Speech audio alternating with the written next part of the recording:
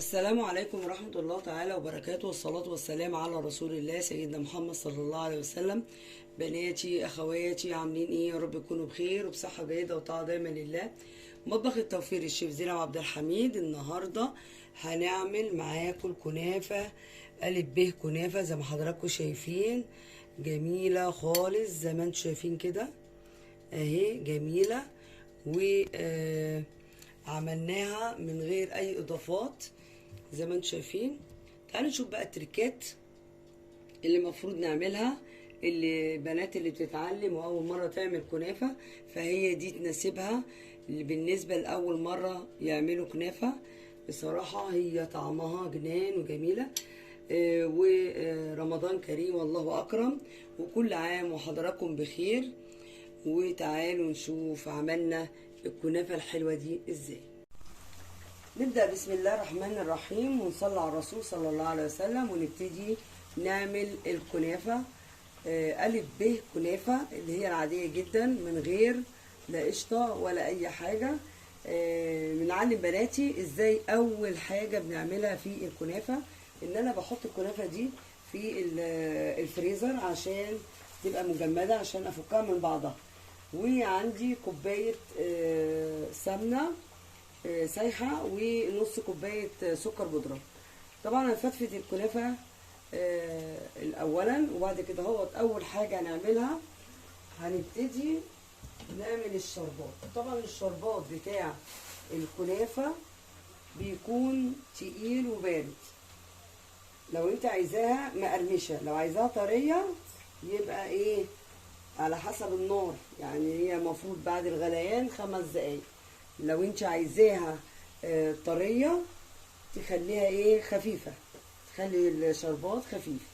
ادي كوبايتين سكر عندي، وادي كوبايه ونص من الميه.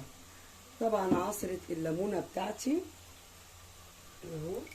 واول ما يحصل غليان احسب بقى 5 دقايق من بعد الغليان واحطها على النار.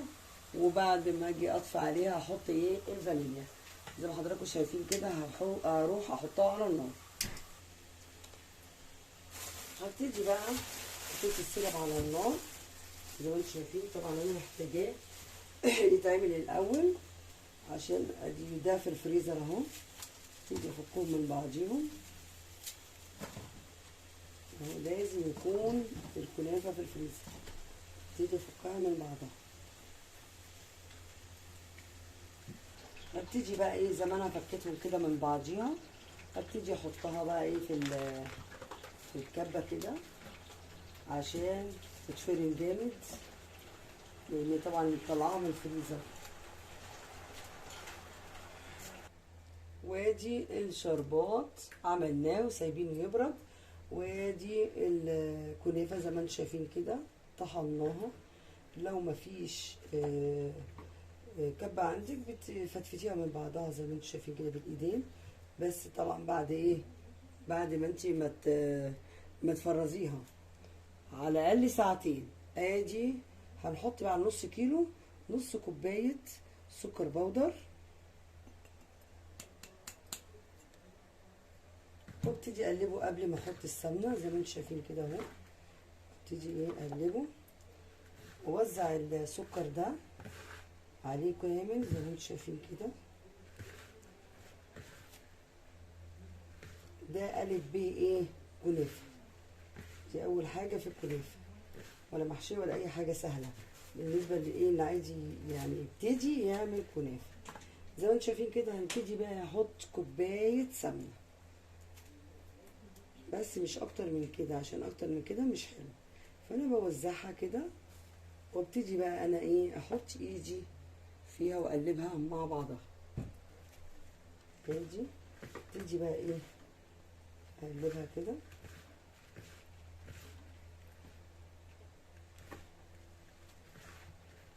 يعني فرفتها كده من بعضها. هي دي بقى الكنافه. اهم حاجه ابسها كده زي ما اكون ببس حاجه اهي، مهم قوي البس ده بحيث ان كنافة كل شهرة منها بيبقى فيها ايه السمنة زي ما انتم شايفين كده. ممكن تضيفي على السمنة ريحة موز، دي بتدي طعم جميل قوي، او ريحة سمنة بلدي لو كان السمنة هولندي يعني. لو بالزبدة مسيحة تبقى جميلة برضه. زي ما انتم شايفين كده ببتدي ايه، حسيتي ان هي بتوغل السمنة والسكر فيها زي ما انتم شايفين. ابتدي اروح اجيب بقى ايه الصينية بتاعتي، ابتدي بقى ايه احط السمنة، نحط بقى هنا ايه الكنافة بتاعتنا، اوزعها بالطريقة دي.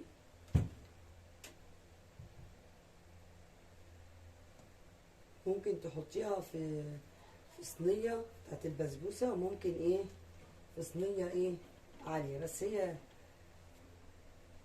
زي ما انتم شايفين كده بوزعها، بس وانا بوزعها بفتفت كده، دي الطريقة يعني الصحيحة. وزعها في كل حتة، ده النص كيلو اهو على حسب الارتفاع يعني ايه. يعني لو جيتي وسعتيها هيجيلك الارتفاع ده ايه صغير زي ما انتم شايفين كده. ابتدي بقى ادوس عليها بايدي، وبعد كده بصينيه اصغر منها ابتدي ادوس عليها. طبعا ايه الكنافه فيها سمنه وسكر بودره، بيساعدني جامد على ان انا اعملها بايدي. ممكن تعمليها ايه بالضغط كده اهوت زي ما انتم شايفين. لازم نضغط جامد جامد، او نجيب صينيه زي كده اهوت، وابتدي بقى ايه ادوس جامد كده اهو، واجيبها كده صينيه اصغر منها. كل ما تكبسيها كويس جدا يبقى ده سر النجاح. طبعا انا ايه مولعه الفرن على 180 او 200، بحطها في الرف اللي تحت اللي قريب من الارضيه عشان تحمر. بعرف انها ايه اتحمرت من تحت، بلاقيها فصلت من الجوانب زي ما انتم شايفين.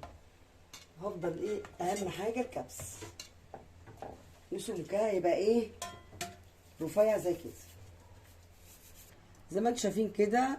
مليانه سمنه، ولو زادت السمنه بتصفيها قبل ما تحطي عليها السيرب، ونحطها في الرف القريب من الفرن ونحطها. اول ما نحس انها من داير احمرت شويه او منفتحه الشوايه عليها. زي ما انتم شايفين كده احنا فاتحين تحت وقريبه من الفرن من تحت. اول ما تيجي تحمر على الاطراف كده بنحس ان هي ايه ابتدت تحمر، هبتدي بقى افتح الشوايه من فوق وهي سخنه بقى، اقوم ساقياها كده اهوت بالشربات. لو انا عايزاها مقرمشه يبقى شربات تقيل، لو انا عايزاها طريه يبقى شربات ايه يخف شويه على حسب ايه ما بيقعد على النار. زي ما انتم شايفين كده عماله تشربه، يعني سواء اذا كان سميك او خفيف بيبقى على حسب الدقايق اللي بيقعد الشربات بعد الغليان.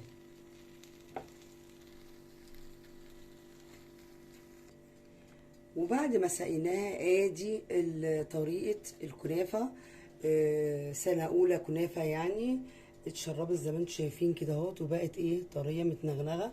طبعا ما بتتقطعش وهي سخنه، لما تهدى خالص نقطعها. وطبعا هي مش محشيه اي حاجه، وطبعا طريقه سهله وبسيطه في ثواني بتتعمل.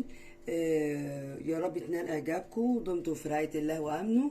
استودعكم الله الذي لا تضيع ودائعه، وكل عام وانتم بخير بمناسبه رمضان كريم والله اكرم. والسلام عليكم ورحمه الله تعالى وبركاته.